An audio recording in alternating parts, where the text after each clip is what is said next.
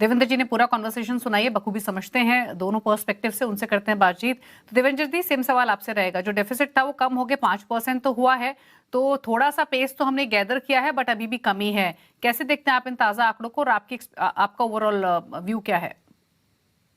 देखिए, ये अच्छी खबर है कि मानसून ने अपनी रफ्तार पकड़ी है।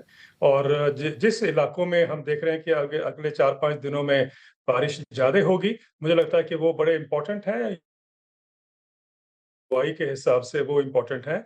रहा पंजाब, हरियाणा और ये western part of the country, उसमें एक एडवांटेज हमारे पास ये है कि भी पंजाब में in any case 99% assured irrigation है, और हरियाणा में तकरीबन 82% एश्योर्ड इरिगेशन है। ये दोनों स्टेट्स हैं जो सरप्लस पैदा करते हैं देश के लिए। अधिकतर सरप्लस यहाँ से आता है। और अगर यहाँ पर बारिश ठीक होती है, तो उसमें कम से कम कॉस्ट ऑफ प्रोडक्शन जो है किसान का, वो रिड्यूस होता है। और वो एक अच्छा साइन है। अदरवाइज तो वो किसी न किसी तरीके से पानी तो निकालेंगे किसान, लेकिन उसकी कॉस्ट बढ़ जाती है। तो ये तो एक पॉजिटिव है। और हम देख रहे हैं कि जैसा कहा गया है कि हिमाचल में और पहाड़ों में, और प्लस इंडो गैंगेटिक प्लेन जो है, उसमें भी बारिश अगर ठीक होती है, इंटेंसिटी चाहे कम हो, तो I think it is a sign, good sign, कि भाई कम से कम, जैसा आपने पहले कहा कि 5% का शॉर्टफॉल रह गया है और वो भी उसमें पिकअप कर रहा है। पर बट मेरा मानना है कि 5% तो ठीक है, लेकिन इतना घबराने की जरूरत नहीं है, क्योंकि इंटेंसिटी ऑफ रेन और कितनी डिस्ट्रीब्यूशन होती है वो बहुत इंपॉर्टेंट रहेगा।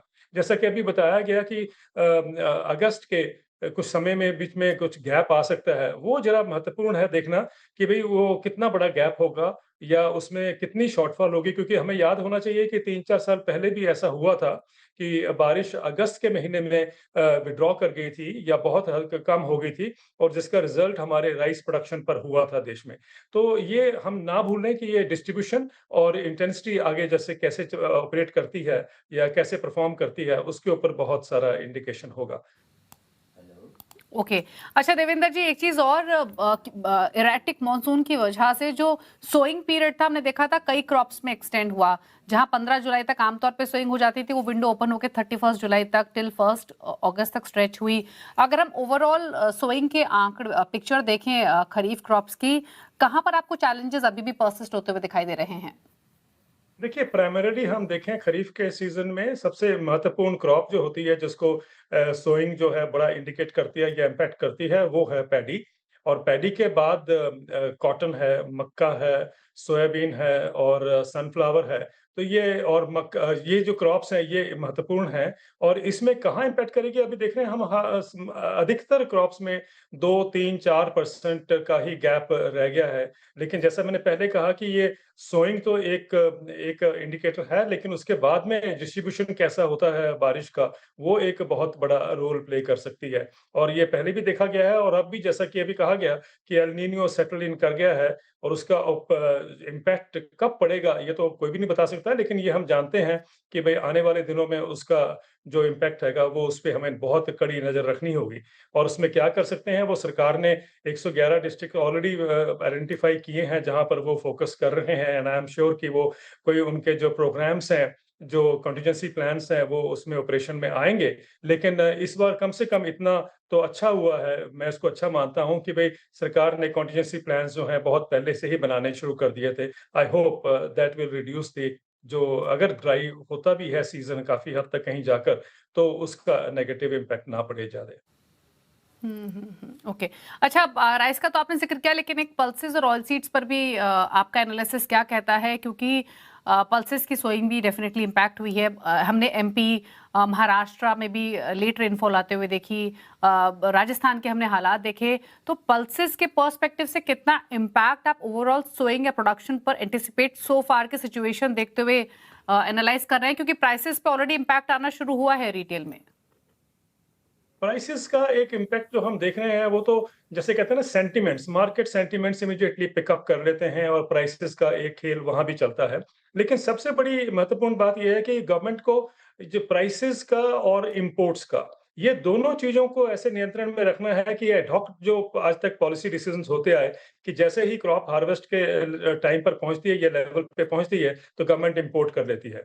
जिससे कि प्राइसेज़ जो किसानों को मिलते हैं, वो डिप्रेस हो जाते हैं।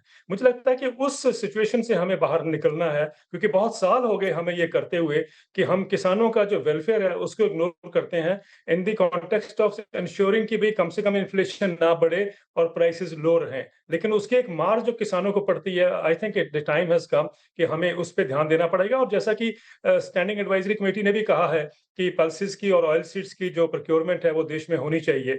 तो ये एक साथ ही कदम चलना चाहिए इसके। ये नहीं कि हम सोचें कि मानसून का ही प्ले है, लेकिन उसके साथ-साथ एक्सपोर्ट इम्पोर्ट पॉलिसी भी बहुत उसका एक सिग्निफिकेंट इम्पैक्ट होता है। दूसरी बात जहाँ रही ऑयल सीड्स की, ऑयल सीड्स का हम जानते हैं कि खाद्यान्न तेल हम बहुत आयात करते हैं और खाद्यान्न तेल एक सीज़न पे, एक क्रॉप सीज़न पे और एक बारिश के उस पे कितने उसकी पॉजिटिव आपको वो मिलते हैं, ट्रेंड मिलते हैं, उससे नहीं नापा जा सकता, क्योंकि ये बहुत कंटिन्यूअसली एक ये पीरियड हम देख रहे हैं कि हम आयात जो है आयातक हम बहुत बड़े बनते जा रहे हैं।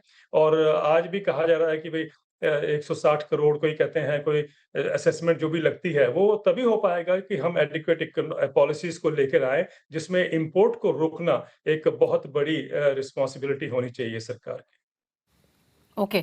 अच्छा, तो फिर आपके हिसाब से 2 चीज़ें इनफैक्ट मेरे को आपसे पूछनी थी। एक तो ये कि जिन-जिन क्रॉप्स में सो फार डेफ़िसिट बना हुआ है, वहाँ अगर ये डेफ़िसिट कम नहीं होता है, तो क्या प्राइस जो बढ़े हैं वो ऑलरेडी एडजस्ट हो चुके हैं या फिर इम्पैक्ट रह सकता है? फिर चाहे राइस की बात हो, पल्सेस की हो, for that matter oil seeds की बात हो। और दूसरा ये कि आपके हिसाब से फिर क्या कंटिजेंसी प्लान्स बनाए जा सकते हैं? देखिए, कंटीजेंसी प्लान तो एग्रीकल्चर मिनिस्टर साहब ने ऑलरेडी अनाउंस किया हुआ है कि भाई 111 डिस्ट्रिक्ट्स उन्होंने आइडेंटिफाई किए हैं, जिसके अंदर जो भी उन्होंने स्टेप्स लिए हों, चाहे का डीजल का ऑपरेशन, डीजल की अवेलेबिलिटी कैसे होगी या इरिगेशन को कैसे वो इंश्योर करेंगे, ये सब बातें तो उस प्रोग्राम में है। प्लस जो भी क्रॉप हम शिफ्ट करना चाहते हैं, जैसा कि आपने भी पहले कहा कि भाई जो पीरियड है उसका सोइंग का, वो एक्सटेंड हुआ है, लेकिन एक लिमिट होती है उसकी भी। You can't go on extending that period, और उसके बाद फिर हमें अल्टरनेट क्रॉप्स पे जाना पड़ेगा। सबसे बड़ी कॉन्टीजेंसी प्लान ये होती है कि क्या हमारे पास अल्टरनेट क्रॉप जिसकी हम बात कर रहे हैं, जो हम किसान को बताना चाहते हैं कि आप यहाँ शिफ्ट करिए, क्या उसका सीड मात्रा जो उपयुक्त मात्रा है उसमें अवेलेबल है कि नहीं है? ये सबसे इम्पोर्टेंट बात है, क्योंकि सोइंग तो इमीडिएटली होनी है और उसके लिए तैयारी होनी चाहिए। एंड आई होप, जैसा कि हम सुनते आए हैं मंत्रालय से, कि वो उसकी उसकी पूरी उनकी तैयारी होगी। लेकिन साथ में सबसे बड़ी इम्पोर्टेंट जो बात आपने कही है कि भी कौन सी क्रॉप्स हैं, जिसका मैंने आपसे पहले भी कहा कि ये 2, 3, 4% से हमें इतना घबराना नहीं चाहिए। मोर इम्पोर्टेंट गुड कि आने वाले समय में ये डिस्ट्रीब्यूशन और इसका जो इंटेंसिटी है रेन की, वो किस तरीके से डिलीवर करती है। क्योंकि जब तक डिस्ट्रीब्यूशन ठीक नहीं होगी, जैसा अभी बताया गया कि बहुत सारे सदर्न स्टेट्स में बारिश नहीं हो रही है इस समय पे, तो वो जो है वो ड्राई इस समय होना is not a fair thing. लेकिन चलिए, जो भी अवेलेबल है उसको हमें देखना पड़ेगा कि हम कैसे उसको मिनिमाइज़ करें उस लॉस को। ओके।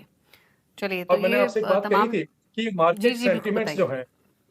हुँ। मार्केट सेंटिमेंट्स जो हैं, वो ऑपरेट करते हैं। उनको अगर इंडिकेशन मिल जाता है कि भई इस बार सूखा पड़ने जा रहा है या कम बुआई होगी, तो हुँ। वो ऑलरेडी वो जैक अप कर देते हैं prices. I think that is something which the government has to be very watchful and careful.